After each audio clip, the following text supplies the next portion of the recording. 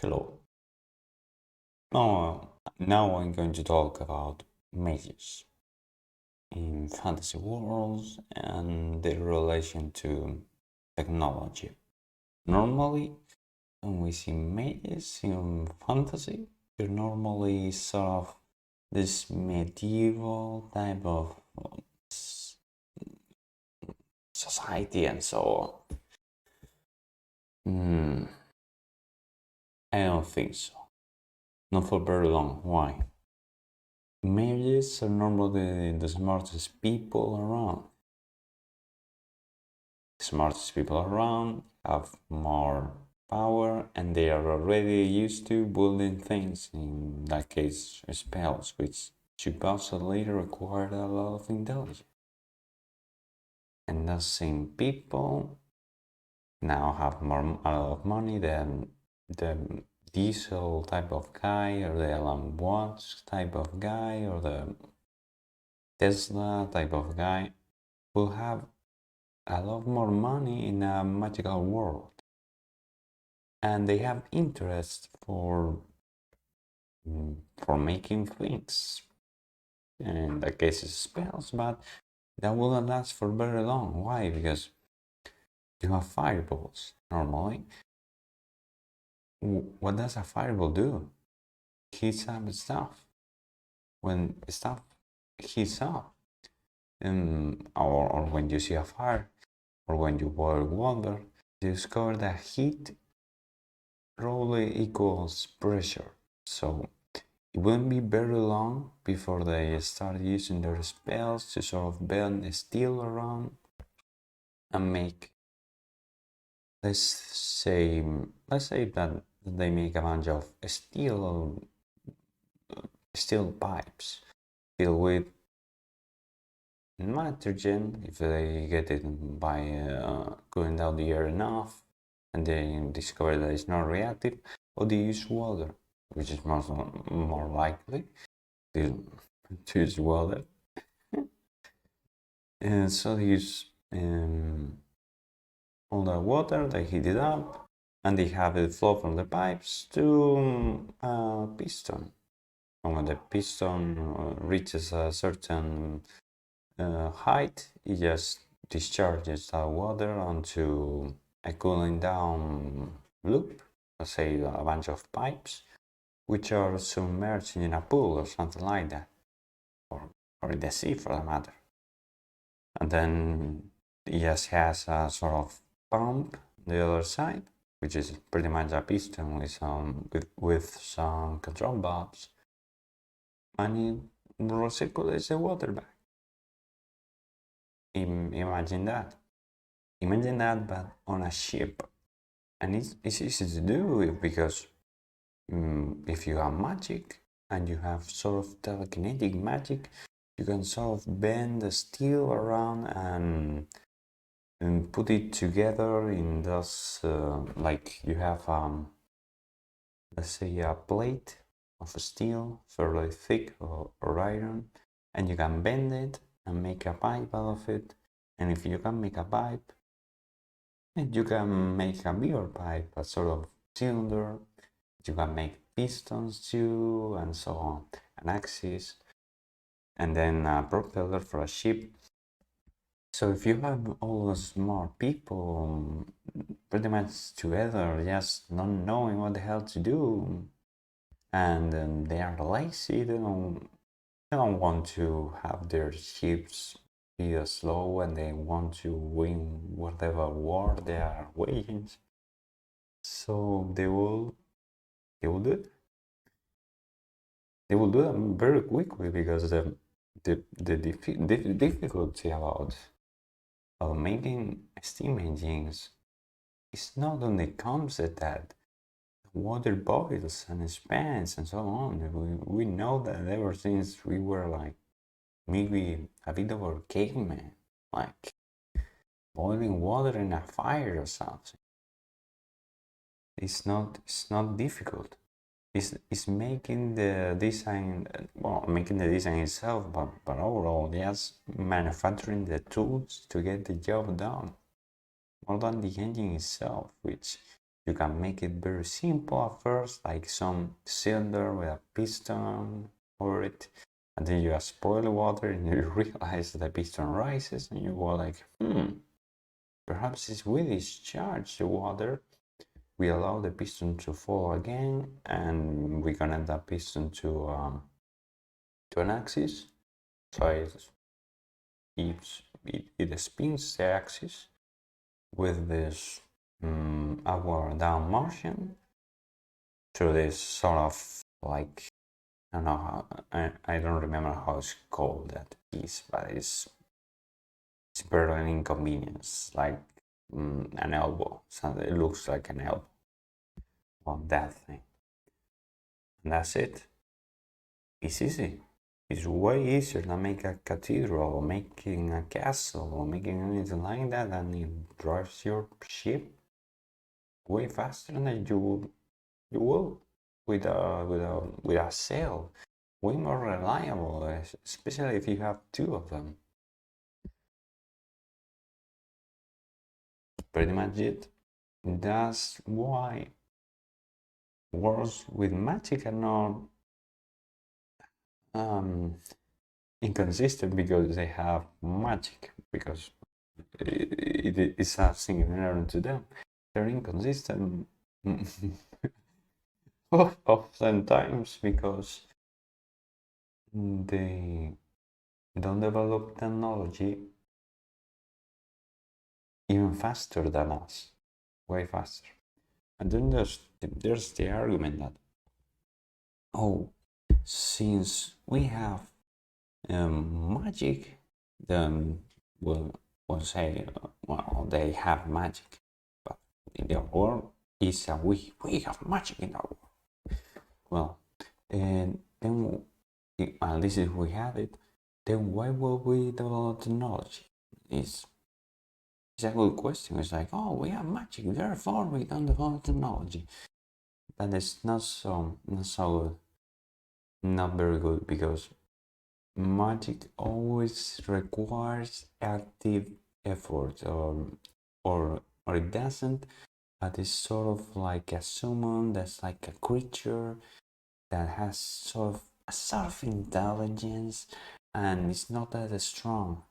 Even like a creature that's as strong as a horse, on average, is barely going to have a few horsepower. At most, or 1 horsepower is as strong as a horse on average. In average, a bit more maybe. But an engine, imagine, oh my gosh, an steam engine can have like 500 horsepower, 1,000. It's ludicrous, and it's a piece of steel which is just using water and or even could be made of fiber. It's using water and wood. Pretty much wood chip could be using wood to boil the water. It's so simple. It's way better. It saves a lot of time, and the mages will be sort of alright with it, because it's complex enough that only a mage can do it. And if it's using a turbine rather than a piston, that's something only a mage can do with technology. So certainly, because turbines with a lot of stages and so on, they're complex. They are precision machines. So yes, they will definitely do it. There's an advantage to it. Another reason, because even if they relied only on magic, in most fantasy worlds, food overall doesn't come from magic. It comes from fields, like we do, like we did, like normal stuff. And it also, heating and so on comes from wood. Normally they use wood, they have like fireplaces and bonfires and so on. So if you think about that, what will happen eventually is that it happens with every other animal in nature, is that the ones who are better at having kids have more kids. And those kids are probably normally statistically be a bit better at having kids. So though their population may plummet for some reasons, for cultural reasons, so overall it's going to tend to rise because the genetic drive, if they have genetic inheritance, which will really make sense. Unless if they don't have genetic inheritance, they're not humans. They are not even magic humans. There's something else altogether, like AI or something. But if they have it, eventually they will have enough of their population just overpopulating and overpopulating. Then what happens is they will expand to other lands, which are worse because they're colder, or they don't have enough food. And when you don't have enough food and you start cutting down trees, you destroy the forest. When you destroy the forest and you go to those colder places, you don't have wood anymore. Not for long, because all those people are cutting down trees. So you're not going to have wood. So then what you discover is that the miners find out that there's a new kind of food. They discover gold. And gold is this sort of very energetic or kind of new wood which you can still use to heat up your home if you're careful and you don't breathe the smoke. Well, you use wood to cook or for other things which are going to breathe. To discover that, and then you start mining and mining and mining. What happens is that your mines are really getting flooded. They're filled with water, and you need to empty them, and you need to do whatever. If you try to do that by hand, it's so insane. And the mages will still realize, hey, maybe that machine we thought about using for ships, we didn't, because ships are too small, so we have to make them too small, and what's too much effort. It's better if they're bigger. So they already have pumps, and they already have steam engines or Stirling engines or whatever.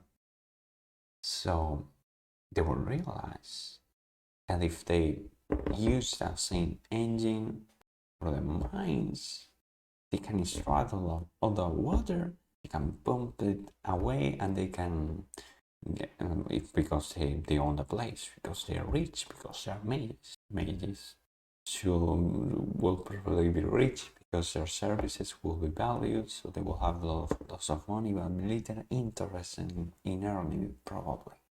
They're like scholars, but they will realize that the people need gold because they're burning too much wood and they're ending the forest, and they like forests. They don't want the forest to end, and they don't want people to freeze in winter.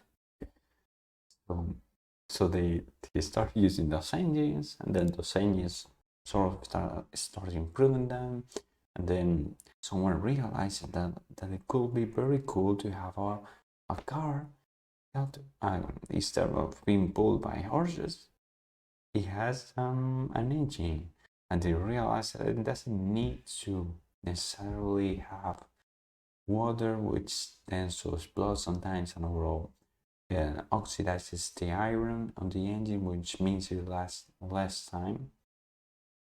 So they started using ice magic. and it's magic. Effectively, if you put air inside, well, air inside a vessel and you cool it enough, you got liquid air. But some gases liquefy before others, so they realize they can there's different kinds of airs available.